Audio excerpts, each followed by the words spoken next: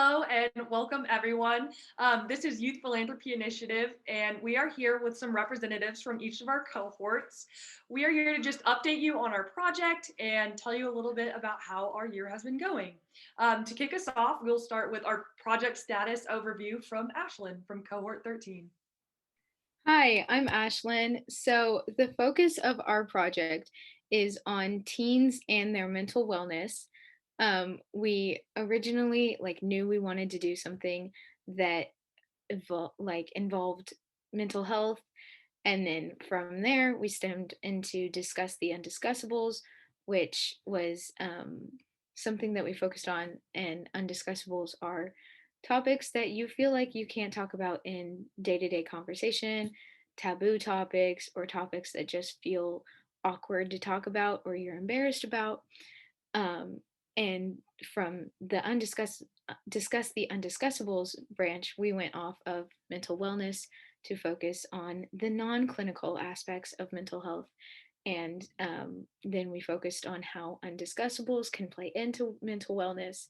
And by not talking about und- undiscussables and not discussing them, then you will be mentally unwell. So that's where we went with our project, and that's how it has evolved. Next up for lessons learned is Kayla. So, throughout this process, something that's been kind of challenging is like as a whole, we've been having a hard time just narrowing down. First, with like our topic on mental health, it was kind of tough to narrow down to that because we were passionate about so many topics. But now that we've narrowed down to mental health, it's now hard for us to narrow down a method.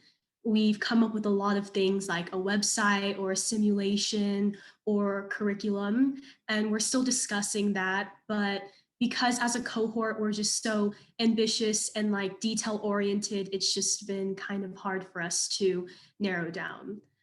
But on the other hand, something super rewarding about this, about YPI as a whole, is just the community that is our cohort.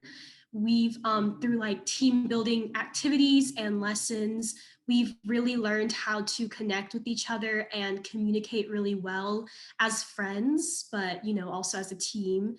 And like throughout the project, everybody's been there for each other, especially in this pandemic. And that's been really helpful, like on a personal level, but also on a level where we're working as, I guess, like colleagues and trying to further our project for the betterment of our community. Next up with future plans is Meghana. So, going into year three, well, first off, we're very excited to hopefully go back in person at OU Tulsa and get that in person dynamic, which we've had a really good dynamic as well as it can be over Zoom, but we're really excited to go and interact in person with each other. We just started gaining a lot of momentum on our project as we just kind of finalized down to some methods that we're thinking about, curriculum, and different like simulations. And so we're excited to gain more momentum and figure out what we're going to do.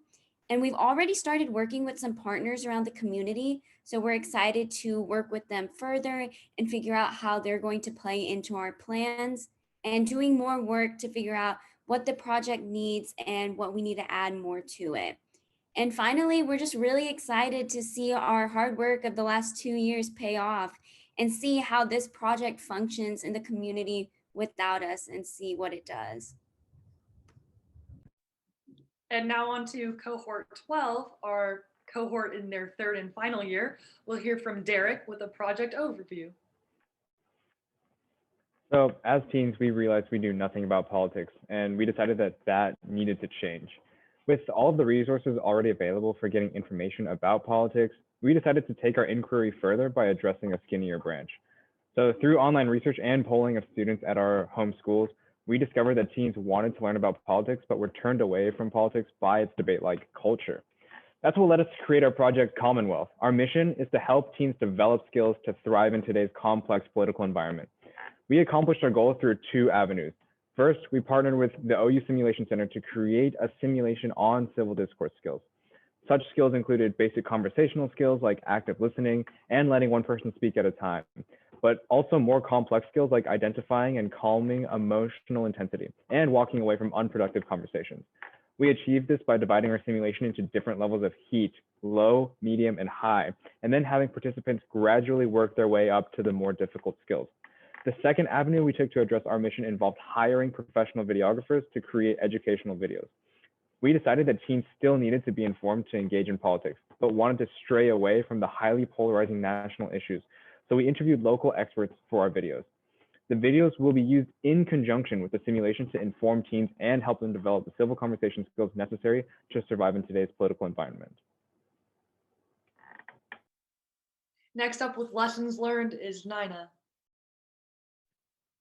Yeah, so similarly to cohort 13, we've had to narrow down our topic of interest and what our method would be. And our first year, we spent researching for topics and trying to finalize what we wanted our project to be about and what we were passionate about.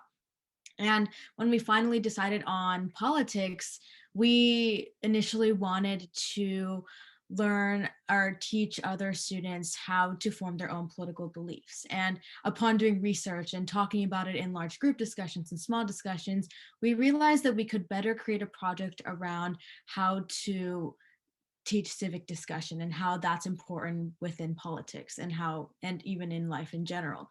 And so we've had to learn how to be flexible and deal with change and how to mold our the ways that we think and make better and form better ideas with each other and talk to each other and really have that really good group dynamic. And so, and also speaking of dealing with change and everything, COVID was a big factor with our cohort, and coming from doing weekly Sunday progress sessions and doing monthly Friday meetings to going to a Zoom platform and not being able to see people in person and with each other. That was quite an adjustment for us. And we've had to pick up our engagement and really put motivation and find our motivation through Zoom. And we've been able to do that. And that has been really rewarding for us. And we've been able to see tangible results with our project. Our cohort created a manual where everyone participated and were able to write small paragraphs about different aspects of our project and really go through a detailed description of what our project is about and what the simulation is and what videos are, and just put it together and wrap it in a bow and we can see it in front of us. And also having a partner to go through year 3 and have that a connection with somebody else to take on our project in the future and see where it goes has been really great. And we've really enjoyed our time in year 3 and made the most of it through Zoom. We're going to Edie for future plans for cohort 12. So as our project developed and we decided to create a hands-on experience for teens and young adults, our leaders, Adam and Emily, encouraged us to contact the University of Oklahoma Simulation Center. So the OU Simulation Center works with a variety of topics. Medical students can practice medical procedures or skills, but it also works with the community and areas like the poverty simulation. So we began our journey with the OU Simulation Center by meeting with Kristen Rodriguez, who's the director of simulation. And our first meeting with her, she provided us with a great deal of information and insight on how to begin our journey to create a simulation. So as our cohort worked to create a simulation by creating scenarios and finding all those little details to teach teens and young adults how to civilly converse, we would take time to meet with Kristen to review details and make changes as needed. Kristen's colleague, Melody Cochran, who is the Simulation Center manager, later joined our meetings and provided insightful information about the simulation process, simulated participants, or SPs, and other fine details. Our cohort values our time with Kristen and Melody because they're always able to share details with us that we might not have thought of. Overall, the experience with our project partners has been better than any of us could ever expect.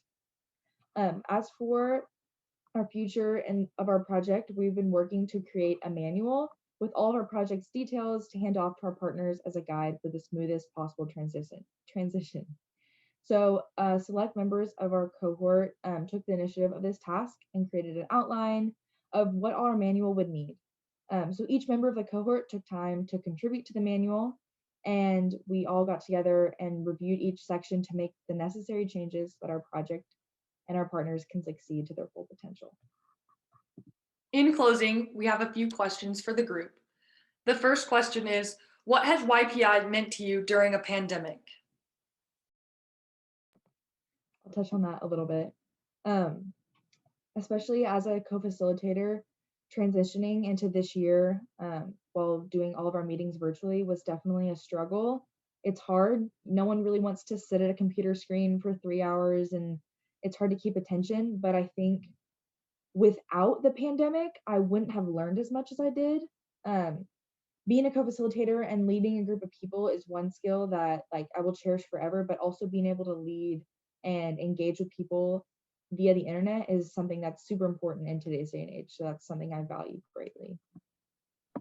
I would say that YPI has been a constant during the pandemic. We didn't have school, we couldn't go outside, we couldn't do so many things, but YPI was that one constant in our life that we kept going with and were able to engage in.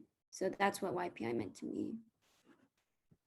Yeah, going along with what Magna said, YPI has been consistent, and despite the uncertainness of everything this year, YPI has remained intact. And so, even though our last couple of years looked differently than we thought it would be, we have managed to keep YPI in our lives. And I have something to look forward to every Sunday and every other Friday. And YPI has been a huge part of my high school experience. And I'm glad that, unlike many other things that we have in our lives today, YPI wasn't taken from us.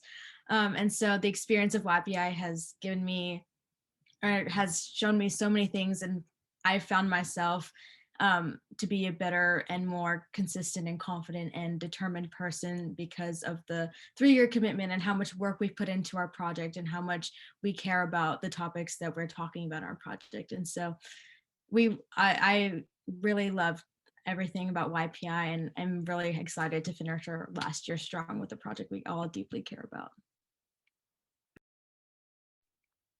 Our second question is, how has YPI impacted you? And I actually have an answer for this one. YPI means so much to me, and not in the sense of we got to create this amazing project, which we did, and I'm super thankful for that. And I'm in cohort 12, so this is my final year, and I'm so excited to hand that project off. But as Adam and Emily would tell you, we are their projects. And just looking back on like old pictures of me and where I was as a sophomore, I don't mean I've grown in the sense of like physically grown, but I mean like in the sense of I've grown as a person and who I am. I know what I want and who I want to be, and I know how to communicate that with people. I know so much more than I did when I started out this program. And I think I'm so thankful for all these benefits that I have that other high school students will never have the option or opportunity to partake in.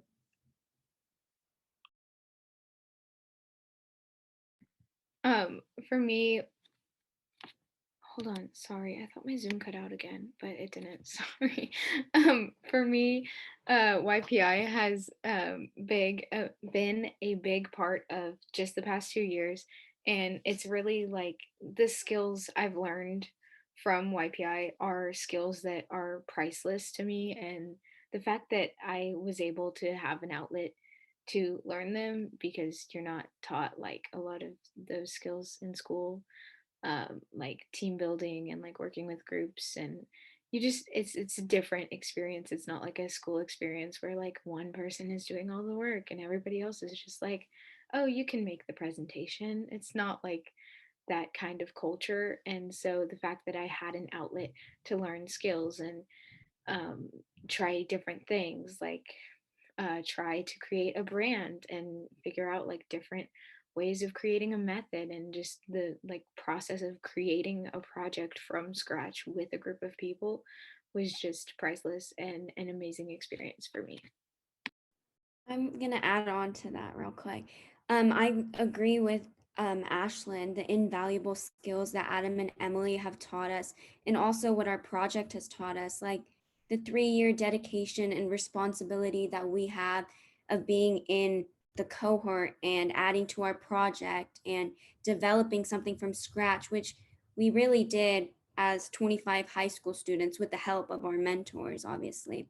but it's an unimaginable experience that I'm so thankful that I got the opportunity to do this, because you don't just see high school students who are in 10th, 11th, or 12th grade working around the community with organizations, like we are talking to hospitals and other mental health organizations, and just going to them and speaking as teenagers is just a wonderful opportunity.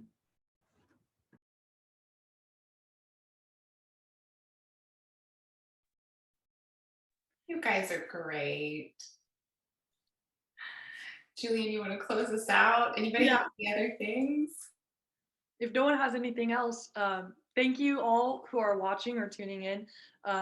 We so appreciate you watching this video, and we are so excited to share where we are.